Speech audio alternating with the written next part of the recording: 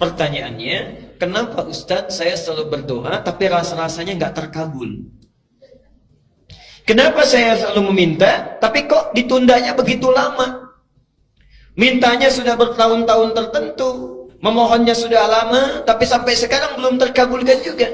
Barangkali, mohon maaf, kita akan termasuk dalam golongan yang mungkin bukan sekedar ditunda dengan panjang, tapi boleh jadi termasuk yang ditolak doanya.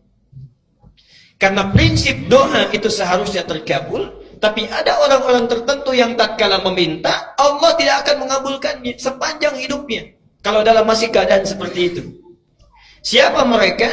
Bagaimana supaya kita menghindarinya? Dan hebatnya, mohon maaf, sekhusyuk-khusyuknya antum berdoa, meminta bahkan setelah tahajud, kalau memiliki sifat ini, bahasa hadisnya sampai kapanpun gak akan pernah dijawab. Jadi nanti kita akan evaluasi kalau ada di antara kita saat ini yang sering kali berdoa meminta padahal sudah menangis, bangun sholat tiap malam, boleh jadi belum terkabul atau tidak terkabul karena punya sifat-sifat yang mungkin kita akan tampilkan. Baik. Ini bagian yang pertama. Sudah? Catat dulu dalilnya karena saya tidak cantumkan di sini. Ya, saya tidak cantumkan. Satu. Dicatat dulu dalilnya supaya tidak lupa. Mau yang panjang, yang pendek? Yang pendek, yang ada terjemahan yang Arabnya aja. Terjemahan baik. Al-Arba'in An-Nawawiyah. Al-Arba'in ya, cuma 42 hadis dan pendek banyak terjemahannya. Al-Arba'in An-Nawawiyah nomor ke-10. Hadisnya nomor 10.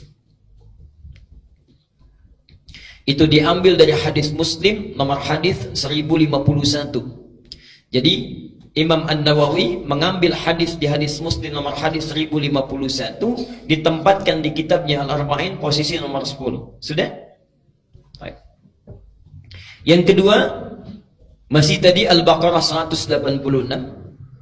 Quran surah 2 Al-Baqarah 186. Kemudian Al-Isra surah 17, Al-Isra surah 17 ayat 110, ayat 110. Kemudian Adz-Dzariyat, Adz-Dzariyat ini contohnya surah 51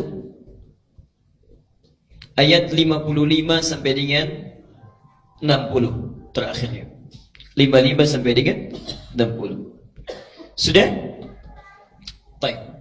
Nah, sekarang mari kita lihat dan kita evaluasi dan kemudian kita berhenti di titik ini. Bapak dan Ibu sekalian, di antara sunnah Nabi setelah kita tahajud, kemudian kita duduk khusyuk beristighfar, lalu memohonkan hajat kita kepada Allah Subhanahu wa taala yang ingin kita mohonkan. Penting diketahui, sebelum kita memohon kepada Allah, ada sunnah Nabi yang lain terkait dengan adab-adab berdoa.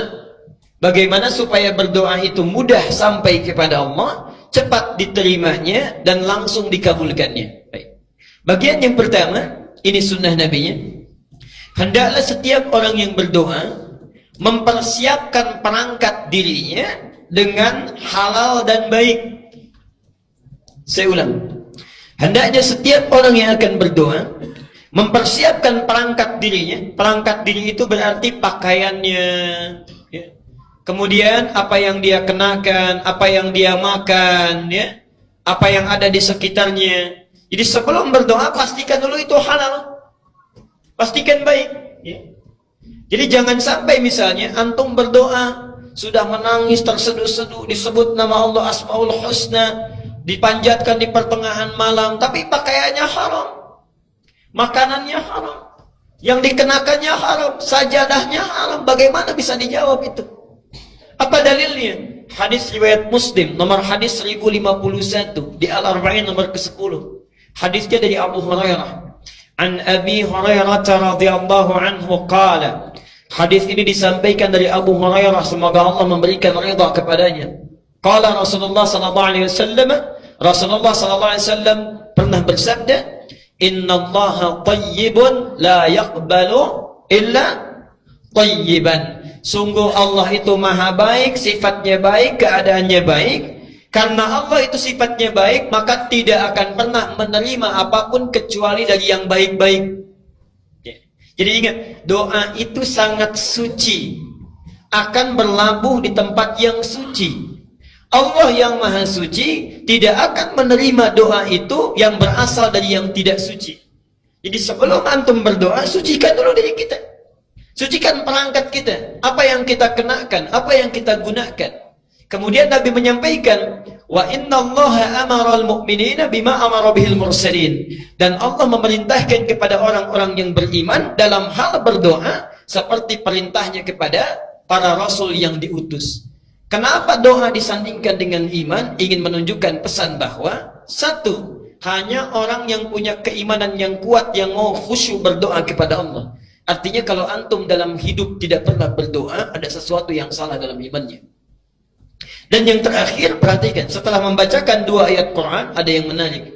Thumma dzakara rajula. Kemudian mengisahkan tentang kisah seorang laki-laki. Yutilus safar. Dia menempuh perjalanan yang panjang. Di antara syarat diijabah doa dengan cepat, orang yang dalam keadaan safar. Karena itu saya sangat mohon sebesar-besarnya, kalau ada orang yang sedang safar, awas beda ya, antara safar dengan zahab itu lain.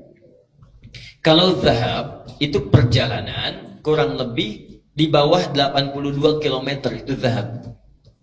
Jadi kalau Bapak Ibu menempuh perjalanan di bawah 82 km, 0 sampai 82, itu zahab namanya. Zahaba yadhhabu. Ana al-yawm adhhab ila Jami' al-Azhar. Saya hari ini akan pergi ke Masjid Al-Azhar. Dekat ya? Enggak sampai 80 kilo. Itu zahab. Tapi kalau lewat dari situ, apalagi panjang sekali, sudah zona waktunya berubah, itu disebut dengan safar. Safar. Orangnya disebut dengan musafir. Kalau orang sudah musafir, sudah safar, berlaku beberapa ketentuan hukum. Satu, boleh dia menjamak, bahkan boleh dia qasar. Lihat An-Nisa misalnya di ayat 101 disebutkan di sana, wa idza darabtum fil ardi falaysa 'alaikum junahun an taqsuru minas shalah. Kalau Anda bepergian di muka bumi dengan jarak yang cukup jauh, tidak ada dosa kalau ingin mengqasar salat. Yang kedua, ini yang paling hebat, dan ini yang harus betul-betul kita renungkan dan praktekkan. Dalam keadaan safar itu, Allah akan cepat mendengar dan mengabulkan doa yang dipanjatkan. Jadi kalau Bapak Ibu sedang safar, daripada banyak membicarakan hal yang tidak perlu, lihat sana sini dikomentari, kadang-kadang menggosipkan orang lain, tinggalkan yang tidak penting. Kenapa tidak diisi dengan zikir dan doa? Barangkali cara Allah saking sayangnya kepada kita, orang lain doanya belum dikabulkan, ibu bapak dibuat safar, supaya saat safar itu Allah mengabulkan doa yang belum terkabul itu. Jadi kalau ada yang ingin sedang umrah, berangkat umrah, atau perjalanan dari sini ke Jawa, ke Sumatera dan sebagainya, saat di pesawat, di kereta, di bis, ayo perbanyak doa. Barangkali itulah cara Allah untuk mengabulkan doa kita. Ya, subhanallah. Itu bagiannya yang pertama. Nah, orang ini sudah memenuhi syarat yang pertama, doanya mesti terkabul, yultilus safar. Tidak cukup dengan itu. Asy'atha aghbara. Dan subhanallah, saking capeknya, sampai pakaiannya sudah kumal, wajahnya sudah berantakan penuh dengan debu. Jadi orang ini datang jauh-jauh untuk berdoa mendekat kepada Allah. Satu perjalanan yang dikabulkan, safarnya, doanya cepat dikabulkan oleh Allah, adalah perjalanan yang diniatkan karena Allah subhanahu wa ta'ala. Tapi ada satu perjalanan hebat yang bukan safar, ya, walaupun dekat, tapi kalau kita berdoa, saat itu dikabulkan doanya oleh Allah subhanahu wa ta'ala. Itulah perjalanan orang yang menuntut ilmu. Jadi saat Bapak Ibu berangkat dari rumahnya sampai ke majelis ilmu, sampai kembali lagi, itu subhanallah, malaikat sedang menanti kita mau minta apa itu sama Allah. Saat kita meminta, malaikat mengaminkannya. Hadisnya sahih di 3 hadis utama. Hadis Muslim nomor hadis 1389, At-Tirmidzi nomor hadis 2682, Ibnu Majah nomor hadis 219. Hadisnya dari Abu Darda.